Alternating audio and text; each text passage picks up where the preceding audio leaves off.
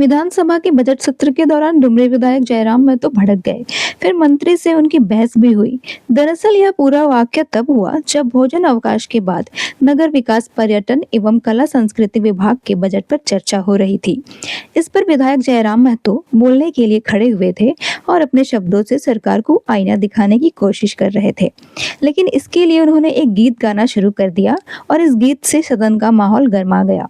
इस पर प्रभारी संसदीय कार्य मंत्री सुदिव्य कुमार ने उन्हें रोका और नए विधायक को सदन की मर्यादा की याद दिलाने की कोशिश की। इस पर डुमरी विधायक जयराम महतो भड़क गए और मंत्री पर सदन का समय बर्बाद करने का आरोप लगाने लगे। इस दौरान विधायक काफी भड़के हुए नजर आए। हालांकि स्पीकर रविंद्रनाथ महतो के हस्तक्षेप के बाद नाराज सदस्य शांत हो गए, लेकिन जयराम महतो का यह गीत सुर्खियां बटोरने में जरूर सफल रहा।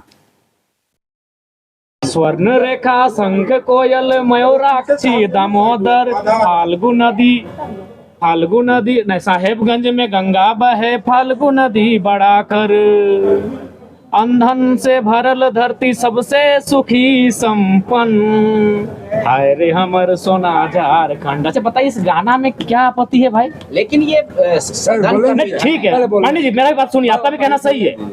हम पहली बार चुन के आए हैं कि हमको मालूम है कि गुनगुनाना नहीं चाहिए। हम किससे सीखेंगे? हम तो देख रहे हैं सीपी सिंह जी शायरी पढ़ रहे हैं, सब मंत्री शायरी पढ़ रहे हैं, हिंदी वाला हिंदी में, उर्दू वाला उर्दू में शायरी पढ़ रहे हैं। तो हम जब शायरी माइंड है तो गाना भी गा सकते हैं। हम नया मेंबर हैं, सीधी बात है।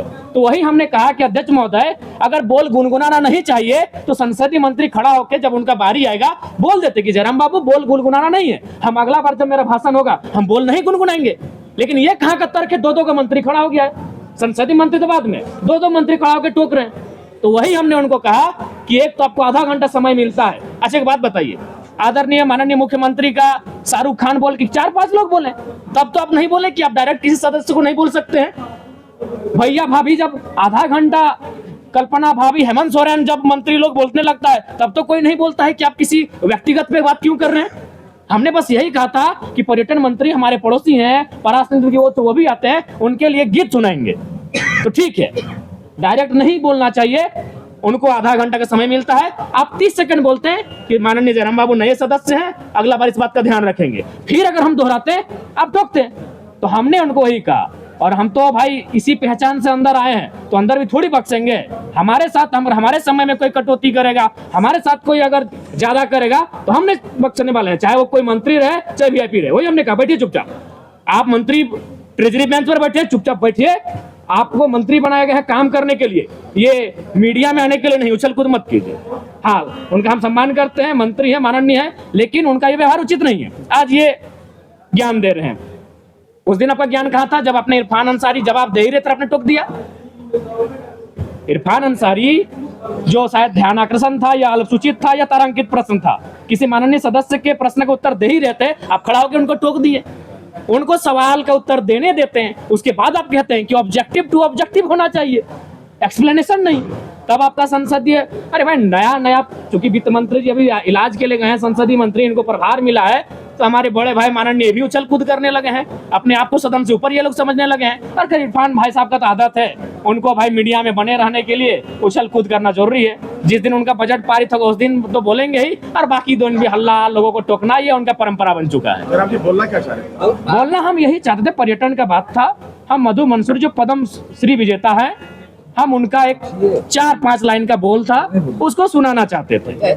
जयराम जी, तो आपको क्यों लग रहा है ऐसा क्यों हो रहा है? आप एक अपने दम जी पे अकेला विधायक हैं, बिल्कुल वही कारण है, उनको वही कारण है कि पूरा राज्य जयराम महतो को सुनता है।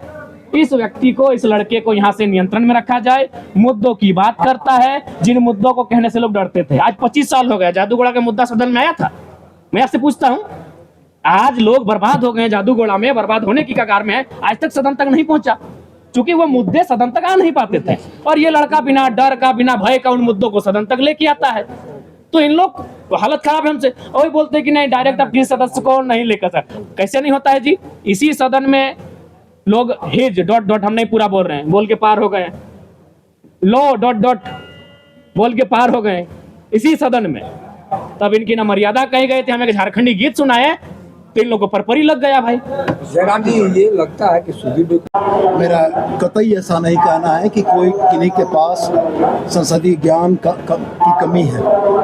संसदीय कार्य मंत्री के तौर पर मेरा आचरण निश्चित रूप से अगर विचलन हो रहा है तो उसकी ओर सदन का आसन का ध्यान आकृष्ट करना है, और वही काम हमने दोनों ही बार किया।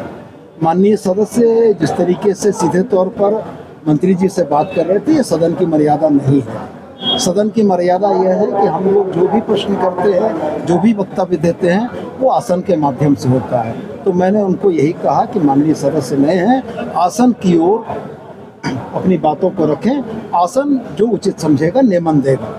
करते हैं दूसरे को मैं उनको अगली बार जब मेरा बात आएगा तो इस बार हम बजट पे बात नहीं करेंगे, अपने विषय पे बात नहीं करेंगे, उनको ही हम अपना जो 2 मिनट का समय है पूरे मंत्रियों पर और जो खड़े हो रहे हैं डायस पे उन पे ही हम अपना बात करेंगे। धन्यवाद।